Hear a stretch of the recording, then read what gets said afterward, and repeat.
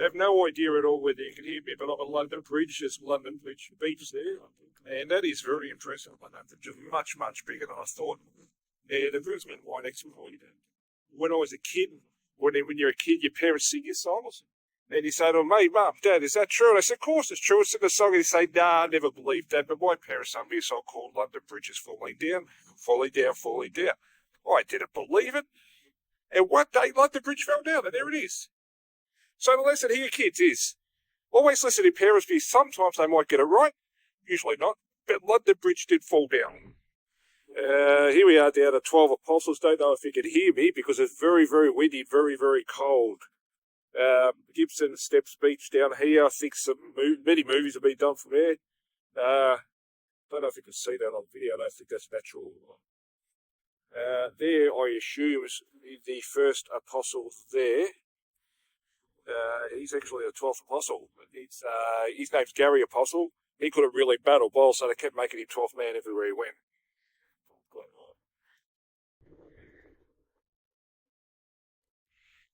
There we are, the 12 apostles. As you see right first there. There's the little rover apostle down there. It's Eric Apostle. It's Eric Apostle. Okay, you can't see Mum and Dad Apostle down the back. Just behind there is Kevin Apostle. Now, Kevin Apostle is very famous down this part of the year. He was highly touted by Collingwood for the 70s and 80s. He kicked swags of goals for the local teams around here. He's one of the 12 apostles from the Apostle family. Yeah, back in the 80s, he kicked so many goals. He had a cousin from the Apostles from Israel called Jesus of Christ. He came over, man, he said to his club, Jesus Christ is getting the club. What do I do? And I said, I've got to move you to set forward. And that's exactly what he did. Jesus kicked swags goals as well. Was an absolute gun. But then the umpire started to crucify him a bit, and one Friday he didn't turn up for training, but he still turned up on Sunday for the game. Appeared for about 6 weeks or so. Reckon that during a wedding he could walk on water, and a late night at the footy club he could turn water alone, and it was a conjuring trick. But yeah, every Sunday people still talking about Jesus in the same terms. But that's his family, the Australian side of his family from the Apostles, from Israel. Yeah, here I am, Cumberland Reserve, I assume. It's a small beach just outside the line, about 10 kilometres outside the line on the way to Apollo Bay. Very quiet. He couldn't get a park for love of Bunny and Lord. So this is much more peaceful. It's not as nice a beach as Lawn, but we're surrounded by these what looks like Hawaiian mountains. This reminds me of like a Hawaii 5A sort of movie, but it's all around.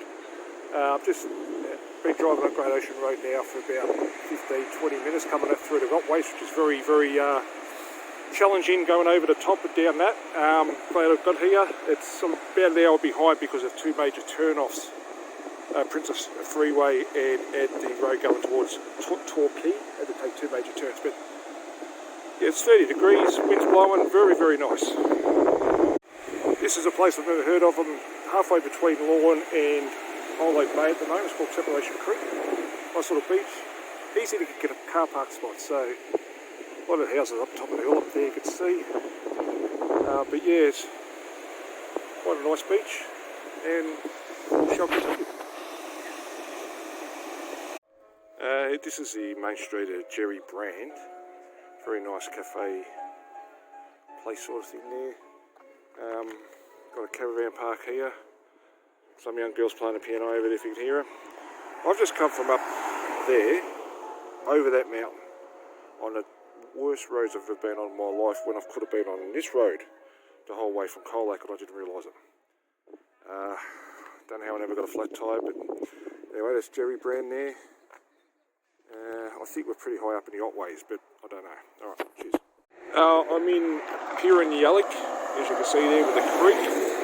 It's obviously a through road to Waterbury, which is quite busy. But why wouldn't you want an Irish pub in a town of about 3 houses and a church? I don't know, but there's an Irish pub and a bottle shop. And that's Peter and Monica's Irish Bar. Not much else going on in Pyrenees, apart from the traffic on the road, which is pretty heavy. We have Port Fairy. It's not that far from Warrnambool. A lot of old, buildings like this. Looks like a lot of Irish around this area. All the old architecture, tree-lined streets like that, quite a few places. you can still get a car park on a Saturday afternoon during summer, so fantastic. This is the Moyne River, and there's multi-million-dollar houses there. Very nice, all one up after the other. I assume you can see that if I zoom in. No, I can't zoom in. Yeah. Very nice. A lot of boats around here. Didn't realise there was that many boats, but yeah, tell you what, all the old architecture, the old trees in the streets everywhere. This is like way back in the day when we were a seagoing colony, I suppose. But yeah, very nice. Apparently this is where my GPS has taken me to the Port Fairy footy ground. It doesn't look like a footy ground to me, but just all the old maritime stuff here.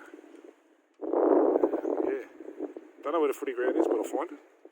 It's not that big a town, but it is a bigger town than I thought. A lot of Irish around, I think I mentioned before.